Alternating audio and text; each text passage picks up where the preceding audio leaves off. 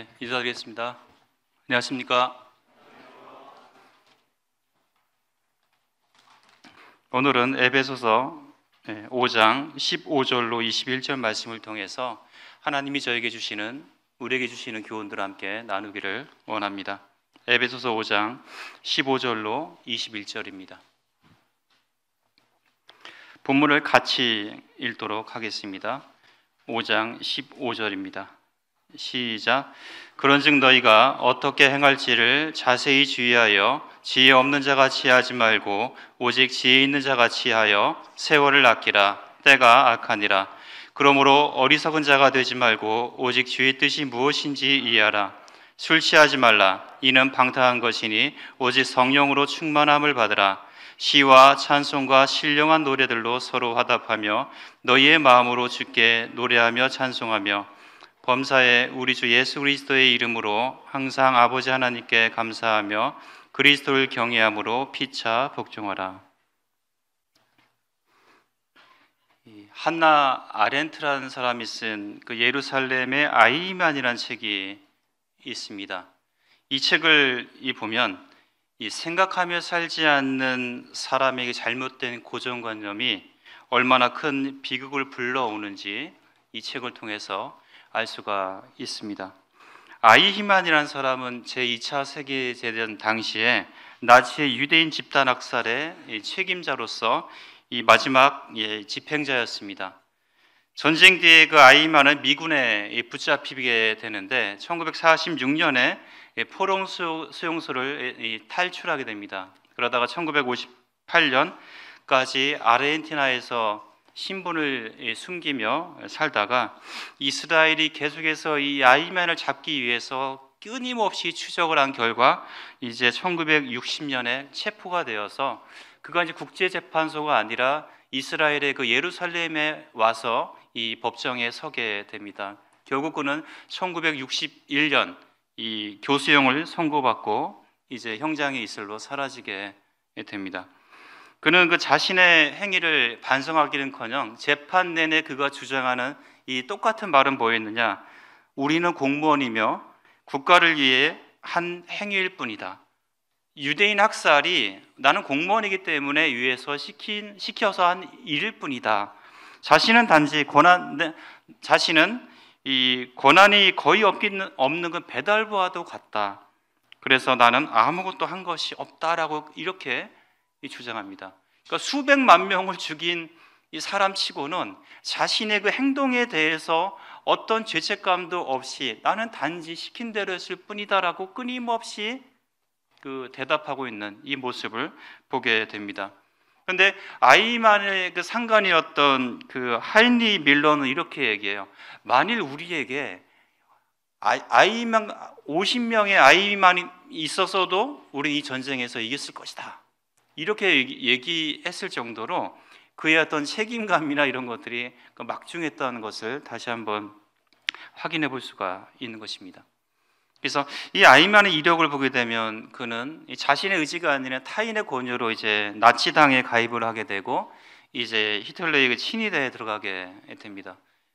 그런데 그 상관의 명령에 따라서 그 시온주의 고전인 그 유대인의 국가라는 책을 읽게 되는데 거기서 감명을 받고 시온주의자가 하나 될 거라고 이렇게 생각하면서 살기까지 해요. 그런데 그가 그 유대인 학살의 그 권위자가 된 것은 본인의 생각은 전혀 없이 남의 권유와 명령에 따르는 아무 생각 없이 살아온 그의 삶의 단편적인 모습이 아닌가라는 생각을 하게 됩니다. 그래서 이 예루살렘의 아이만에서 가장 주목할 만한 점은 뭐냐면 아렌트라는 이 작가가 이 아이만에 대한 내린 분석이에요. 그래서 그는 아이만에 대해서 세 가지 무능성을 얘기를 합니다. 첫째는 말하기의 무능성, 두 번째는 생각의 무능성, 세 번째는 타인의 입장에서 생각하기의 무능성. 이 세 가지가 결합된 결과가 뭐냐? 판단의 무능성입니다. 생각하고 말하고 이런 것에 대해 전혀 어떤 자신의 의견이 없는, 남의 시키는 대로만 한 그 결과는 뭐냐면 자식이 스스로 판단하지 못하는 이 판단의 무능성에 빠져 있는. 그의 모습을 보게 되는 것입니다. 물론 이 예루살렘의 아이면한 이 책은 굉장히 논란이 또 많은 책 가운데 하나입니다. 그래서 뭐 여러 가지 얘기가 있지만 그 내용 중에 이 부분만을 좀 설명을 드리는 것입니다. 그래서 이 생각 없이 산다는 것, 어떤 이 아이만을 끊임없이 그 재판하는 과정에서 사람들이 생각한 거는 저 사람은 소통하지 않고 말이 안 통한다는 이런 얘기가 많이 들리는 거예요. 말이 안 통하는 사람이야. 그러니까 생각 없이 산다는 것, 소통하지 않는 삶, 이렇게 이것은 본인에게나 사실 다른 사람에게 매우 위험하고 또 치명적인 것을 우리는 생각해 보게 되는 것입니다. 그래서 우리는 자신의 삶을 주의 깊게 살펴보지 않으면 생각하며 살지 않게 되면 이런 삶이 과연 성경적인가, 영적인가 우리가 스스로 또 판단해 봐야 할 것입니다. 오늘 본문 말씀에 있는 것처럼 15절에 어떻게 행할지를 생각하며 우리는 살아가야 하는 것입니다. 우리는 무엇을 생각하며 살아야 할까요? 우리 본문 15절로 17절에 있는 첫 번째, 지혜로운 삶이 무엇인지 우리는 생각하면서 살아야 한다. 지혜롭게 살아야 된다. 그래, 어리석지 바보같이 사는 게 아니라 지혜롭게, 꾀가 좀 있게, 우리가 이렇게 생각하잖아요. 근데 성경이 그렇게 말하고 있는 건 아니라 세상의 처세술을 가지고 남들보다 좀 뛰어나고 잘 으뜸되는 뭐 이런 삶을 얘기하고 있는 거 아니라 성경에서는 지혜로운 삶이 무엇인지 우리로 하여금 생각하고 분별하면서 살아야 될 것을 말씀을 하고 있다는 거죠. 15절에 우리에게 말씀하고 있는 것이 어떻게 행할지를 자세히 주의하라고 말씀을 하고 있습니다. 자세히 살펴봐야 한다라고 말씀하고 있는 거죠. 그래서 지혜롭게 산다는 것은 내가 지금 주님의 뜻을 올바로 이해하면서 그 가운데서 똑바로 살아가고 있는지를 살펴봐야 된다는 얘기예요. 여기서 주의하다라는 이 단어, 이 헬라어 이 브레포는 보다, 알아차리다, 또 인지하다, 관찰하다 이런 의미가 있는데, 그렇다고 한다면 주위에서 살펴봐야 될 것이 뭐냐? 내가 과연 예수 그리스도 안에서의 그 지혜로운 삶을 살기 위해서 내가 내 삶을 성경에 비추어서 또 주 예수 그리스도 안에서 그분과 함께 난 똑바로 올바르게 살아가고 있는지 우린 주위에서 관찰해서 봐야 한다는 것입니다. 우리는 이 지혜롭게 살아야 된다고 얘기하고 있잖아요. 이 지혜란 무엇이냐? 잠언에 보게 되면 지혜의 근본은 하나님이라고 말씀하고 있지 않습니까? 이 에베소서와 유사한 이 골로새서 2장 2절 3절에서는 무엇을 말씀하고 있습니까? 하나님의 비밀인 그리스도를 깨닫게 하려 함이니.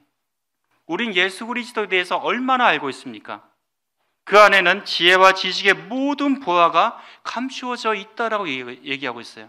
예수 그리스도 안에 그 안에 지혜가 있다는 얘기입니다. 지식이 있다는 얘기예요. 우리는 뭡니까? 그리스도인의 신앙생활은 바로 예수 그리스도를 알아가는 삶이에요. 그분이 누구인지 알면 우리가 어떻게 똑바로 올바르게 지혜롭게 살아가는지가 분명히 보여지고 그것이 관찰되어 진다는 것입니다. 그래서 15절이 말씀하고 있는 것은 우리의 삶은요, 하나님이 우리에게 주신 시간과 삶은 우리가 얼마나 빨리 가느냐가 중요한 것이 아니라 과연 삶의 방식이 올바르냐, 삶의 방식이 과연 성경의 그 원리에 합당하냐라고 우리에게 질문하고 있는 것입니다. 우리가 지난 그 수요 찬양에서도 똑바로 보고 싶어요 주님, 이 찬양처럼 우리가 똑바로 주님을 바라보며 주님 앞에서 그렇게 올바르게 살아가고 있는가, 그 삶의 방식을 우리는 결정해야 된다. 이것이 그 지혜로운 그 삶의 그 원리인 것을 우리는 알 수가 있습니다. 저도 직장 생활하지만 직장 생활에서 제 밑에 팀원들이 있습니다. 가장 그 이상적인 팀원은 빨리 정확하게 일하는 직원이에요. 근데 그런 직원은 많지 않더라고요. 일을 빨리 해서 뭔가 제출하는데 결과물은 엉성합니다. 뭔가 계속 빠져 있어요. 차라리 그럴 바에는 천천히 하더라도 올바로 제대로 했으면 좋겠다는 생각을 하게 됩니다. 왜냐하면 제가 손이 많이 가더라고요. 차라리 제가 하는 게 더 빠르더라고요. 제가 보면은 이 부족한 내용이 많거든요. 근데 그 직원은 뭐냐? 빨리 처리하고 저한테 넘기면 제가 다 해줄 걸로 아니까 대충 해서 넘기는 거예요. 매번 그러더라고요. 그건 제가 그럼 그 직원을 신뢰할 수 있느냐? 없다는 거죠. 하나님, 우리가 하나님 앞에, 그리스도의 심판대 앞에 갔을 때 하나님이 우리에게 물으시는 거는 네가 얼마나 빨리 살았느냐가 아니라 얼마나 제대로 올바르게 살았느냐, 지혜롭게 살았느냐, 이 삶에 대해서 물으신다는 거죠. 그래서 우리는 빨리보다는 정확하게, 올바로, 똑바르게 우리에게 주어진 삶들을 자세히 살피며 살아갈 필요가 있음을 보게 됩니다.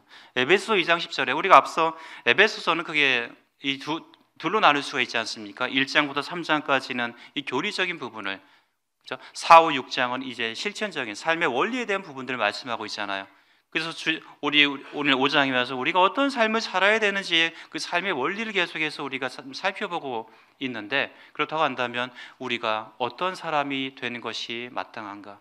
에베소 2장 10절에 우리는 그가 만드신 바라, 우리 만들어졌다, 새로 만들어졌다, 새 생명을 얻었다. 그렇다고 한다면 이제 그리스도 예수 안에서 선한 일을 위해 지으심을 받았다라고 말씀을 하고 있습니다. 누구 안에서? 그리스도 예수 안에서. 무엇을 위해서? 선한 일을 위해서. 자, 선한 일은 무엇일까요? 착한 일, 도덕적인 일일까요? 그것만일까요? 제가 이제 얼마 전에 아침에 이제 토요일 날 집에서 나오는데 저희 집 앞에 어떤 사람이 쓰러져 있어요. 쓰러져 있더라고요. 그래서 뭐지? 저 사람 뭐지? 근데 그 앞에 뭐 상인들이나 이런 분들이 보고 가만히 있어요. 어느 하나 신고하지 않더라고요. 그래서 이제 자매한테 차를 세우라고 하고서 빨리 112에 전화하라고, 119에 전화하라고 하고서 저는 그 옆에 가서 막 깨웠어요. 이 사람한테 흔들어 깨웠습니다. 보니까 이제 술 냄새가 이제 확 나더라고요. 그래서 술을 취하셨구나. 그래서 막 깨웠습니다. 그래서 일단 자기는 착한 사람이에요. 자기는 나쁜 짓을 안 했어요. 막 얘기를 하더라고요. 그래서 저도 알아요. 그래서 집이 어디세요? 막 이제 물어봤어요. 그래서 막 이제 그러고 있는데 조금만 기다리세요. 제가 경찰 불렀으니까 조금만 기다리세요. 하더니 이 사람이 벌떡 일어나는 거예요. 저 나쁜 짓 안 했어요. 하더니 막 하더라고요. 그래서 제가 끝까지 지켜봤어요. 경찰이 안 오길래 이 사람 어떻게 잘못될 것 같아가지고 막 가다가 이제 횡단보도를 딱 건너더니 그 앞에서 또 픽 쓰러지는 거예요. 그래서 제가 경찰이 오길래 저 사람 저 앞에 있으니까 빨리 가서 조치를 취해달라. 여기까지가 선한 일입니다. 도덕적인, 누구나 할 수 있는, 구원받지 않아도 할 수 있는 일이죠. 근데 우리가 하나님이 우리는 그가 만드신 바라 그리스도 예수 안에서의 선한 일은 뭐냐? 그러면 우리는 무엇을 했어야 될까요? 그죠? 그 사람을 깨워서 정신 차리세요. 그래서 뭐 컨디션이 하나 사주면서 술 깨십시오 하고서 하나님에 대해서 그죠? 우리가 교회 한번 나오세요. 여기까지 우리가 영적인 일, 하나님을 나타내는 일까지 갔어야 된다는 거죠. 그러니까 우리가 일반적으로 구원받지 않은 사람들이 할 수 있는 그런 선한 일이 아닌 그리스도 예수 안에서의 선한 일을 위해서 하나님 우리를 부르셨다는 것입니다. 저희가 자매님들의 수고로 화요일마다 이 지역 어르신들을 접대하는 이 일이 단지 밥만 제공하는 일이었다고 한다면 그냥 누구나 할 수 있는 무료급식의 그냥 복지적인 봉사였다는 거죠. 자원봉사. 근데 복음이 전해지고 예수님을 믿으십시오. 우리의 날이 얼마 남지 않았습니다. 위에 초청해서 복음의 말씀이 선포되게 하는 이것이 에베소 2장 10절이 우리에게 말씀하고 있는 그리스도 예수 안에서의 선한 일이라는 거죠. 그래서 우리는 이제 우리에게 주어진 일반적으로 사람들이 갖고 있는 그 도덕적인 삶을 뛰어넘어서 그것이 영성을 갖추고 있는 그런 삶, 그런 삶이 돼야 할 것을 말씀을 하고 있습니다. 하나님이 이 일을 위해서 하나님이 전에 우리를 예비하사 우리를 그 가운데서 행하게 하려 하심이라고 말씀하고 있지 않습니까? 삶의 방식은요 바뀌어야 되는 거예요. 그렇게 단지 착한 사람이 되도록 우리를 구원하신 게 아니라는 것입니다. 그래서 우리는 또 에베소 4장 22절 24절에 옛사람을 벗어버리는, 옛 구습을 벗어 던지는 이런 과감한 결단이, 삶의 방식, 원리를 분명히 바꿔야 되는 이런 결단의 시간을 우리에게 묻고 계십니다. 너희가 구원받기 전과 구원받은 후의 삶이 과연 이렇게 과감한 결단 있는, 벗어버리고 던져버리고 끊어버리는 이런 결단이 있는 삶이냐, 우리에게 물으신다는 거죠. 그래서 내 삶도 마찬가지지만 교회도 마찬가지입니다. 이 교회 가운데, 성도의 삶 가운데 이 세상의 빵의 원리가 들어와서는 안 된다. 그것이 용납돼서는 안 된다. 마태복음 4장에서 40일 주야로 굶주렸던 우리 주님 앞에 마귀가 나타나서 무엇을 제시합니까? 이 돌들로 빵덩어리가 되게 하라. 이게 무슨 얘기입니까? 빵의 원리로 살아라. 주님 뭐라고 말씀해요? 사람이 떡으로만 살 것이 아니라 오직 하나님의 말씀으로 살아야 된다라고 강력히 말씀하고 있지 않습니까? 이 성도는, 그리스도 예수 안에 있는 사람들은 세상의 빵의 원리가 아니라 하나님 말씀의 원리로 살아야 될 것을 말씀하고 있는데, 내 삶에 세상과 똑같은 원리, 세상과 똑같은 방식으로 살아간다고 한다면 그것이 하나님 보실 때 올바른 방향성 있는 삶인가? 이 교회가 마찬가지로 이 교회 내에도 말씀 중심, 주님 중심이 아닌 세상이 우리한테 말하고 있는 인본주의적이고 세상의 그 헛된 철학과 또한 민주주의적인 사고방식이 차지한다고 한다면 이것이 과연 하나님 보실 때 합당한 올바른 삶의 방식인지 우리는 생각해 봐야 한다는 거죠. 철저히 우리가 하고 있는 일과 행동들이, 이 교회가 하는 이 결정들이 우리는 성경적인지 주님 중심적인지 우리는 항상 뒤돌아보고 말씀으로 점검해야 하는 것입니다. 그렇지 않고 하나 둘 용납이 되고 이 교회가 어느 순간부터 민주적인 사고방식, 인본주의적이고 세상의 심리학과 철학과 이런 것들이 받아들여지는 순간 이 교회는 무너지게 됩니다. 우리는 그것을 조심해야 돼요. 역사가 그것을 말하고 있지 않습니까? 이 교회 가운데 무엇이, 하나님의 말씀이 세상의 빵의 원리가 아니라 한 분명한 하나님의 이 말씀이, 그분의 그 주권이 바로 서야 한다는 거죠. 그래서 17절에 우리한테 말하고 있는 이 지혜로운 삶, 어떤 삶인가? 우리가 지혜로운 삶을 살기 위해서 우리에게 17절에서는 세월을 아끼라, 때가, 16절에서는 세월을 아끼라, 때가 악하다, 이렇게 말씀을 하고 있는 것입니다. 그리고 17절에 있는 것처럼 주님의 뜻이 무엇인지 이해하면서 우리가 살아갈 필요가 있다라고 말씀하고 있어요. 주님의 뜻이 무엇인지 이해하라. 이해한다는 NIV에서는 understand라고 얘기하고 있어요. under, 뭐의 아래에, stand, 서 있다. 누군가의 아래에 서 있어야 되는 거예요. 누군가 위에 있는 것이 아니라 그 아래에서 겸손히 낮아진 모습에서 봐야 된다. 결국은 뭡니까? 우리가 주님의 뜻을 이해하기 위해서는 주님보다 높아져서는 안 돼요. 주님보다 앞서서는 결코 주님의 뜻을 이해할 수가 없다는 거죠. 철저히 낮아져서 그 아래에서 우리가 순종하는 마음으로 주님의 뜻을 이해할 필요가 있는 것입니다. 그래서 이 말씀은 내가 주님의 뜻을 이해하며 산다는 것을, 내 삶의 주권을 내가 좌지우지할 것이 아니라 그분께 맡겨야 돼요. 주님께 온전히 내어 드리는 이런 결단들, 나의 결정을 벗어나서 온전히 주님께서 결정하시고 주님께서 인도하실 수 있도록 내 삶을 내어드리는 것, 이것이 지혜로운 삶이고 이것이 주님의 뜻임을 우리가 알 수가 있습니다. 지혜로운 삶. 시편 14편 1절에 어리석은 자는 그 마음에 이르기를 하나님이 없다라고 말씀하고 있어요. 즉 하나님 없는 삶은 어리석은 삶이에요. 오늘 본문에서 지혜로운 자와 어리석은 자를 대조시켜 말씀하고 있지 않습니까? 우리 지난주 앞서에서는 뭐예요? 빛과 어둠을 대조시키고 있어요. 계속 대조적인 것들을 통해서 뭐예요? 대조를 시킨다는 것은 극명하게 눈으로 똑똑히 보여진다는 것입니다. 빛과 어둠은 눈에 보인다는 것이고 지혜로운 삶과 어리석은 삶 역시 누구든지 분명하게 눈에 딱 띈다는 얘기입니다. 딱 드러난다는 것입니다. 하나님 없는 삶은 어리석은 자예요. 그렇다 반대로 뭐예요? 하나님의 주권이 인정되고 그분이 내 삶을 온전히 인도하시는 분이라는 사실, 그 믿음이 있는 그 삶은 지혜로운 삶이라는 얘기입니다. 잠언 3장 6절에 너는 범사의 그를 인정하랴. 그리하면 내 길을 지도하시리라. 범사의 모든 것에, 모든 상황 속에서 우리의 마음과 생각과 뜻과 의지와 말과 행동 모든 것을 다 아시는 그분께 모든 영역에서 그 주님을 인정하면 내 삶의 길이 보인다는 것입니다. 아직도 나는 내 삶의 길이 보이지 않아요, 이렇게 말씀하신다고 한다면 아직도 다 내어드리지 못한 겁니다. 범사의 주님을 인정하지 못한 거예요. 다 드려보십시오. 그럼 뭐야? 내 길을 지도하실 거다. 주님이 인도하시는 그 길이 어떻게 된다? 보여진다라는 것입니다. 보여진다.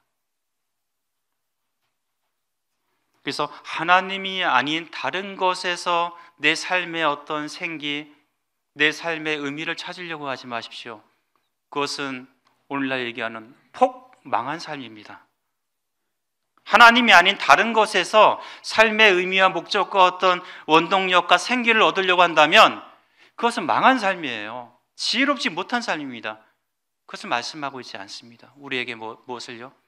지혜롭게 어리석은 자가 되지 말고 주의 뜻이 무엇인지 이해하라. 그래서 우리 삶에서요, 주님보다 앞서려고 하지 마시고 높아지려고 하지 마시고 주님을 인정하시면서 그분 아래에서 우리가 겸손히 주의 뜻이 무엇인지 생각해 보기를 원합니다. 그래서 지혜로운 삶의 또 가장 기본적인 이 삶의 기초적인 원리가 뭐냐? 지혜로운 시간 관리입니다. 시간 관리. 16절 세월을 아끼라 때가 악하니라. 그러니까 우리의 삶에 공평하게 주어진 시간들을 어떻게 잘 활용하느냐, 이것이 굉장히 또 중요한 문제라는 것입니다. 헬라인의 사상 가운데에는 두 가지의 시간 개념이 있습니다. 하나는 이 크로노스이고 하나는 이 카이로스라고 합니다. 이 크로노스의 이 시간은 과거로부터 미래로의 일정한 속도, 또 일정한 방향으로 기계적 또 일상적으로 그 흘러가는 시간이죠. 모든 사람에게 주어진 이 크로노스의 시간이 있다는 것입니다. 반면에 이 카이로스의 이 시간은 질적이고 본질적이고 영원한 것이며 이것은 하나님의 시간이며 그것은 결정적인 순간이자 기회이기도 한 이런 시간이라는 것입니다. 그래서 이 카이로스의 시간은 사람이 결단해야 되는 어떤 중대한 상황을 나타내기도 하는 것입니다. 그렇다고 봤을 때 세월을 아끼라 해서 이 세월은 뭐냐? 크로노스가 아닌 카이로스의 시간을 말하고 있습니다. 즉, 이 본문은 우리에게 이 크로노스의 시간을 사는 성도들에게 바로 카이로스의 시간을 구속하라, 속량하라, 이 시간이 제공하는 기회를 사라고 말씀을 하고 있는 것입니다. 이것을 구속하고 속량하기 위해서는 뭐예요? 값을 치러야 합니다. 속량은 값을 주고 사내는 거잖아요. 그렇다면 이 값을 치러야 되는 것입니다. 저절로 되는 게 없다는 거죠. 영적인 성숙이 하루아침에 갑자기 되지는 않잖아요. 우리는 배운 대로, 우리가 주님 앞에 드린 대로 우리의 영적인 성숙은 투자한 만큼, 드린 만큼 우리가 확인해 볼 수가 있는 것입니다. 즉 우리는 이 카이로스의 시간을 어떻게 잘 선용하느냐에 따라서 이것이 지혜로운 삶이 되느냐 아니면 어리석은 자의 삶이 되느냐가 결정이 되는 것입니다. 우리는 세상에 흘러가는 시간 그대로 살 것이 아니라 선택하고 집중할 수 있는 본질적이고 또 영원한 가치 있는 이 기회를 붙잡을 필요가 있는 것입니다. 나는 지금 어느 시간 속에 살아가고 있습니까? 신학자 찰스 하지는 이 본문에 대해서 이렇게 얘기하고 있어요. 기회가 낭비되거나 오용되지 않도록 기회를 구해내라. 우리에게 주어진 기회들이, 시간들이 낭비되거나 오용되지 않도록 하라. 이 본문의 이 16절 세월을 아끼라 때가 악하니라는 본문을 가지고 가장 많이 언급되는 예화 가운데 하나가 이 1974년에 첫 개봉된 이 빠삐용이란 영화의 그 대사입니다. 이 빠삐용이라는 인물이 있지 않습니까? 아내를 살해해서 감옥에 투옥된 빠삐용. 근데 그는 아내를 죽이지 않았다. 무죄를 계속해서 주장을 합니다. 11년간 8차례의 탈출을 시도하지만 번번이 실패해요. 그래서 그는 맨 마지막에 이제 수용자들의 무덤이라고 할 수 있는 그 디아볼, 즉 일명 악마의 섬에 이제 수감이 됩니다. 어느 날과 꿈을 꿔요. 꿈을 꾸는데 그 어떤 이 심판관이 나타나서 물어요. 너희 죄가 무엇인지 아느냐라고 물어요. 그랬더니 빠병이 뭐라고 대답합니까? 저는 죄가 없습니다. 저는 누명을 썼을 뿐이에요. 이렇게 대답합니다. 그래서 이 재판관이 얘기해요. 나도 안다. 근데 너희 인생에 있어 가장 큰 죄가 있다. 그것이 무엇인지 아느냐? 빠병 대답을 못합니다. 그때 재판관이 얘기해요. 너희 인생에 있어서 가장 큰 죄는 내 인생을 낭비한 죄다. 너는 유죄다. 그래서 빠병이 아무 얘기를 못했다고 합니다. 인생을 낭비한 죄, 시간을 낭비한 죄. 우리가 그리스도의 심판대 앞에 섰을 때 하나님께서 우리에게 주신 이 시간들을 우리는 어떻게 활용했느냐에 대해서 그 심판대 앞에서 우리는 그 질문에 답을 해야 할 것입니다. 우리가 왜 이런 시간들을 올바로 활용해야 됩니까? 때가 악하기 때문입니다. 때가 악하기 때문에. 여러분, 결코 이 세상은 우리에게 좋은 것을 주지 않습니다. 이 세상은 결코 믿는 우리들에게, 그리스도인들에게 좋은 유익을 주지 않습니다. 그럼에도 불구하고 계속 우리의 눈이, 우리의 안목이, 우리의 생각이 세상을 향해 있다고 한다면 우리는 그 악한, 이 병든 나쁜 상태 같이 오염되게 될 것입니다. 우리는 악한 세상에서 우리에게 주어진 이 카이로스의 시간을 어떻게 보내고 있는지, 또한 시간을 과연 낭비하고 있지는 않은지, 헛된 일에 우리가 분주하고 있지는 않은지, 아무 의미 없이 흘러보내는 시간들이 혹 있는지 우리 지혜롭게 잘 주의해서 살펴봐야 하는 것입니다. 우리가 무엇을 생각하며 살아야 합니까? 18절 21절에 우린 성령 충만한 삶을 생각해야 돼요. 성령 충만, 가끔 지나가다 그냥 생각해 볼 만한 문제가 아니라 매일 매순간 우리의 기도 가운데 내가 과연 성령 충만한 삶을 살고 있는지, 나는 과연 지혜로운 삶들을 살고 있는지 우리의 삶에 대해서 계속 질문을 던져봐야 하는 것입니다. 생각해 봐야 하는 거예요. 내가 똑바로 살고 있는지. 그래서 우리 중에 그 누구도 결코 내 힘으로, 내 지혜로, 내 지식으로 내 삶을요 똑바로 살아갈 수가 없어요. 주님 보시기에 합당한 삶을요 내 힘으로 살아갈 수 없기 때문에 하나님께서는 우리에게 야, 너희들은 너희 힘으로 살아갈 수 없기 때문에 성령 충만해야 돼. 갈라디아서 5장 25절에 우리가 성령으로 살면 또한 성령으로 행하라, 이렇게 말씀하고 있거든요. 성령을 따라 행하고 성령으로 살라고 말씀해요. 너희는 너희 힘으로 살아야 돼, 너희 지식으로 그냥 살아야 돼, 이렇게 말씀하고 있는 게 아니라 성령의 힘으로, 그 능력으로 살라고 말씀하고 있어요. 그래서 우리가 구원받았을 때 우리 속에 성령으로 인치심을 주시고 성령의 내주하심을 따라서 우리는 살아가는 것입니다. 우리는 많은 염려 가운데 있죠. 어떻게 살아가지? 어떻게 할까? 그래요. 나는 염려하고 걱정하지만 내 속에 계신 성령께서는 염려하지 말라, 근심하지 말라고 말씀하시잖아요. 그러니까 내 삶을요 내 힘으로 살아가는 게 아니에요. 그래서 분명히 알아야 됩니다.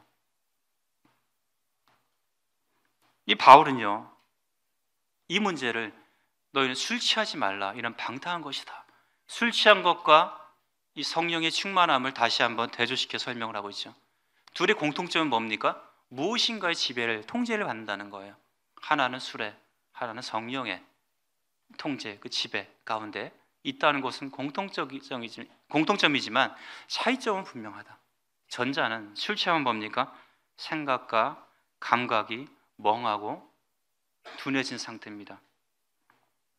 또한 술의 지배를 받아서 절제하지 못하고 자기 자랑하고 자기를 드러내고 다른 사람 말도 안 듣죠, 그죠? 근데 후자는 뭡니까? 성령의 통제를 받는 사람은 생각과 감각과 말과 행동 이런 것들이 유익되고 활기차고 덕스럽고, 그리고 뭡니까? 피차에 복종할 줄 알고 남의 의견을 존중할 줄 아는. 분명히 둘은 무엇인가에 지배당한다는 것은 공통되지만 결과는 어떻습니까? 다르다는 것입니다. 결과가 달라요. 내 삶이 지금 나타난 그 열매들이 무엇의 통제, 지배를 받고 있는지 내 삶의 열매를 보면 분명하게 드러나게 돼 있다는 것입니다. 우리는 어떻게 이 성령 충만을 받아야 될 것인가? 에베소서와 유사한 골로새서 3장 15, 16절에 말씀하고 있거든요. 그리스도의 평강이 너희 마음을 주장하게 하라. 너희는 평강을 위해서 한 몸으로 부르심을 받았으니 너희는 또한 감사하는 자가 되라. 그리스도의 말씀이 너희 속에 풍성히 거하여 모든 지혜로 피차 가르치며 권면하고 시와 찬송과 신령한 노래로 부르며 감사하는 마음으로 하나님을 찬양하고. 그리스도의 말씀이 풍성히 거하여, 이 부분을 성령이 충만하여 모든 지혜로 피차 가르치며 이렇게 넣어도 전혀 이상하지 않는 거죠. 성령 충만이 여기에 있는 것처럼 그리스도의 말씀이 믿는 자 속에 풍성히 흘러 넘치도록 거할 때 성령 충만한 이 결과들이 어떻다? 동일하다는 것입니다. 시와 찬송과 신령한 노래, 감사의 삶이 피차 가르치고 권면하는 이 교제하는 삶, 감사하는 삶, 피차에 복종하는 삶, 이것들이 동일하게 열매로 드러나게 돼 있다는 것입니다. 여기서 성령 충만함을 받으라고 했을 때 충만하다로 사용된 이 헬라어는요, 바로 현재 시제 수동태로 되어 있습니다. 성령 충만이 이례적으로 단회적으로 끝나는 것이 아니라 믿는 자들의 삶에 있어서 매일 현재 매일 매 순간 이루어져야 될 일인 것을 말씀을 하고 있는 거죠. 평생에 걸쳐 지속적으로 그리스도의 말씀이 우리 속에 풍성히 거해야 된다. 우리가 잠시 오면 이제 성인교회학교 분반으로 모이게 되는데 무엇을 할까 막 고민하다가 이제 회의 결과 주일 말씀에 대해서 이제 나누죠. 어떻게 깨달음이 있는지 분별하는지 그렇게 하죠. 이제 그렇게 얘기하면서 이런 얘기를 했습니다. 성도들이 성경 본문을 같이 읽을 수 있도록 해주십시오. 이렇게 얘기했어요. 왜냐하면 하나님의 말씀이 읽혀져야 되고 묵상되어지고 성도들이 맨날 눈으로만 보는데 소리내서 읽으십시오. 소리내서 읽으십시오. 맨날 눈으로만 보지 마시고 소리내서 함께 하나님 말씀을 같이 읽읍시다. 하나님 말씀이 들어가지 않으면 성도는 결코 변화되지 않습니다. 이것이 우리 삶의 그 원리고 비결이지 않습니까? 성령 충만의 그 비결이지 않습니까? 하나님 말씀이 우리 속에 들어가야 돼요. 그렇지 않으면 변화되지 않는다는 거죠. 이 성령 충만한 삶의 모습은 어떤 모습이냐? 19절에 있는 것처럼 예배의 삶이에요. 시와 찬송과 신령한 노래. 하나님을 예배하는 일들이 누가 가르쳐주지 않아도 흘러 넘치는 거예요. 말씀이 들어가니까. 그냥 집에 걸어가면서도 그냥 흥얼 막 찬송이 막 흘러 넘치는 거예요. 경험해 보셨죠? 막 충만해가지고 주체할 수 없을 정도로. 아직 못 해보셨습니까? 성령 충만이 어떤 건지 경험 못 해보셨습니까? 경험해 보십시오. 그러면 누가 시키지 않아도 찬송이 막 흘러 넘쳐요. 길 가면서 그 나무를 보면서 저거 하나님 만드셨고, 이 파란 하늘을 보면서 저거 하나님 만드셨고, 이게 눈에 들어오는 거죠. 하나님을 예배하게 돼요. 참 아름다워라 주님의 세계는. 그죠? 이 3단 콤보가 나오는 거예요. 시와 찬송과 신령한 노래가. 그리고 어떻게 됩니까? 서로 화답하며. 혼자만 일방적인 것이 아니라 어떻게 해요? 서로 화답하는 거예요. 하나님은 우리가 하나님과의 삶에, 우리의 어떤 신앙의 삶에 있어서 하나님과 교제하는 이 소통의 삶을 원하시거든요. 우리의 예배는 그냥 우리가 하나님께 일방적으로 드리는 것이 아니라 하나님이 우리에게 주신 그 은혜로운 것들을, 우리의 감사의 제목들을 찾아서 하나님께 드려지는 겁니다. 이 소통의 방식이에요. 서로 화답한다고 그랬습니다. 너희의 마음으로 주께 노래하며 찬송하며, 예배의 삶이 나온다는 거죠. 그 다음 무엇입니까? 20절에 세번역에서는 모든 일에 언제나 우리 주 예수 그리스도의 이름으로 하나님 아버지께 감사를 드립시오. 모든 일에 감사의 삶이 되는 거예요. 성령 충만한 그리스도인들은 환경에 좋고 나쁨 별 문제가 없어요. 환경이 좋든 나쁜 상관이 없습니다. 왜? 성도님들 개개인의 삶들을 보세요. 뭐 개인적인 문제도 있고 가정의 문제가 있고 문제 없는 집이 어디 있습니까? 여기 나 하나도 병이 없어라고 말할 수 있는 분이 누가 있습니까? 다 뭔가 아프잖아요, 그죠? 각각의 환경이나 상황들 보게 되면 감사의 제목을 찾을 수가 없어요. 그런데 성령이 충만한 뭡니까? 환경이 좋고 나쁨, 내 상황, 문제가 되지 않는다는 거죠. 모든 일에 감사할 수 있다라고 성경은 말씀을 하고 있는 것입니다. 성령이 충만하면 나의 부족과 연약과 문제가 보이는 것이 아니라 우리에게 주신 그 하나님의 은혜의 풍성함, 사랑의 그 풍성함이 들어오기 때문에 모든 일에 우리 주 예수 그리스도의 이름으로 감사할 수가 있는 것입니다. 또한 세 번째는 순종의 삶이에요. 그리스도를 경외함으로 피차 복종한다. 피차 복종하라. 이건 뭐 남편과 아내 뭐 이런 관계야. 이거 아니라 이 본문에서 말씀하고 있는 건 뭐예요? 성령이 충만한 사람의 특징은 피차에 복종하는, 우리 그리스도인들과의 그 관계, 성도들과의 관계에 있어서 뭡니까? 피차에 복종할 수 있는 관계가 된다는 것입니다. 근데 그 근본적, 기본적인 원리는 뭐냐? 그리스도를 경외함으로 해요. 성도님들끼리, 그죠? 어떤 일에 있어서 저 형제님도 저 자매님도 주님을 생각해서 이렇게 얘기하는 거야. 이렇게 받아들이십시오. 우리가 오늘 애찬을 처음 시행하는데 뭐야 이거밖에 없어? 이렇게 하실 게 아니라 그리스도를 경외함으로 피차 복종하는 가운데 이거 만드시느라 수고하셨습니다. 이게 성령 충만한 삶인 거죠. 이따 테이블을 배치할 때 형제님들 이렇게 배치해야 돼요, 이렇게 배치해야 돼요, 이렇게 언정 높일 것이 아니라 그냥 다음에 한번 이렇게 해보죠. 그리스도를, 이 형제님이나 저 형제님이 다 그리스도를 경외함으로 하는 게 아닙니까? 성령 충만했을 때 그리스도를 경외함으로 이루어진 일들에 대해서는 우리가 어떻게 해요? 피차에 순종하고 복종할 줄 알아야 한다는 것입니다. 이것이 이 그리스도인들의 또 성도 간의 기본적인 이 관계의 그 원리가 뭐냐? 그리스도를 경외함으로 피차 경외하는 것입니다. 성령의 충만함을 받은 사람은, 이 술 취함에 이 통제를 받는 사람은 이기적이고 다른 사람의 말을 듣지도 않고 옹고집이고 이 어떤 누군가의 말에 대해서 굉장히 거북스러워하고 공격적이지만, 이 성령의 충만한 사람의 특징은 무엇이냐? 내 자신이 얼마나 죄인인지, 내 자신이 얼마나 부족하고 연약한 존재인지 알기 때문에 그리스도를 경외함으로 피차 복종할 줄 안다는 것입니다. 우리는 우리의 삶들을 어떻게 살아야 할 것인가?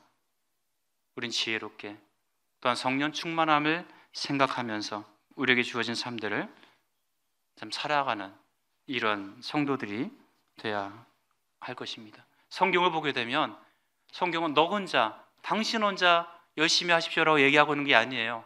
서로 사랑하고 서로 용납하고 서로 돌아보아 사랑과 선행을 격려하고 서로 성경에 서로라는 말 한번 찾아보세요.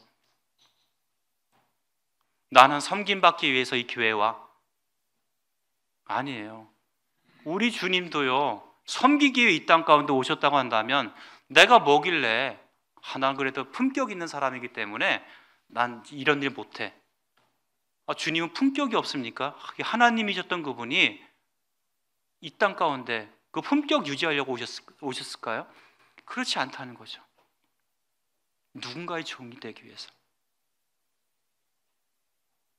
이 교회 안에 그리스도인의 그 헌신과 섬김과 봉사가 세상의 원리에 의해서 자꾸 밀려나게 될 때 우리들은 그것을 경계해야 된다는 것입니다.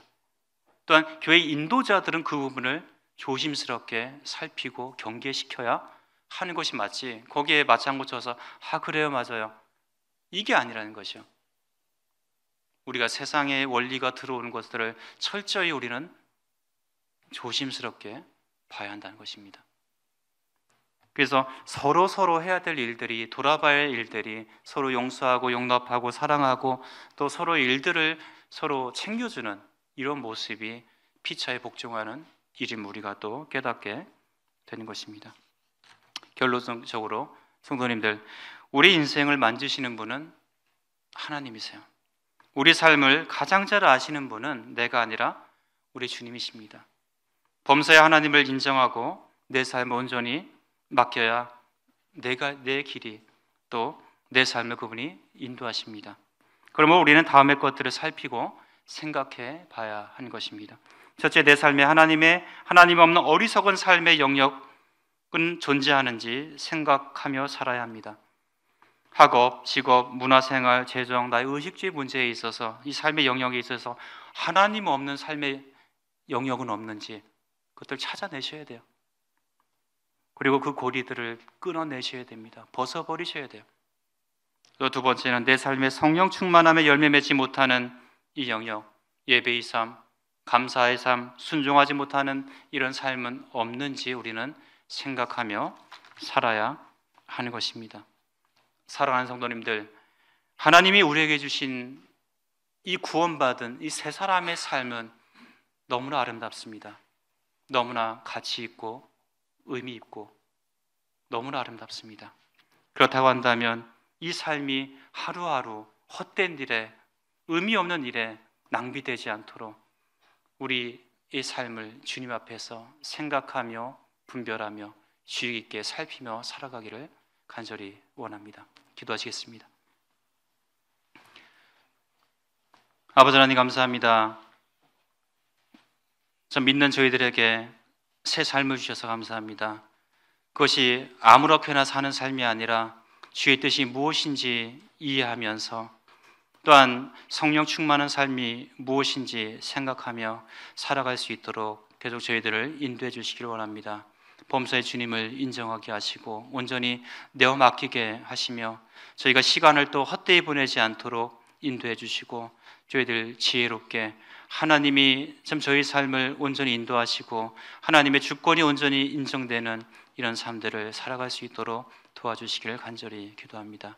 성도들의 삶들을 주께서 참 은혜 가운데서 강건히 붙들어 주시기를 원하옵고, 모든 것 우리 주 예수 그리스도의 이름으로 감사하며 기도드렸습니다. 아멘.